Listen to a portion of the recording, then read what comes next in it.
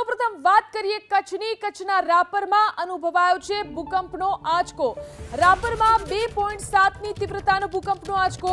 વહેલી સવારે 3:55 ભૂકંપનો આંચકો। રાપરથી 18 કિલોમીટર દૂર કેન્દ્રબિંદુ નોંધાયું।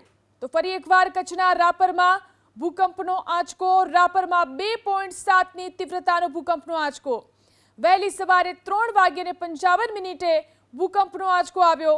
રાપરથી 18 કિલોમીટર દૂર ભૂકંપનું કેન્દ્રબિંદુ નોંધાયું। રાપરમાં 2.7ની તીવ્રતાનો ભૂકંપનો આંચકો। વહેલી સવારે 3:55 ભૂકંપનો આંચકો। રાપરથી 18 કિલોમીટર દૂર કેન્દ્રબિંદુ નોંધાયું। તો ફરી એકવાર કચ્છના રાપરમાં ભૂકંપનો આંચકો। રાપરમાં 2.7ની તીવ્રતાનો ભૂકંપનો આંચકો।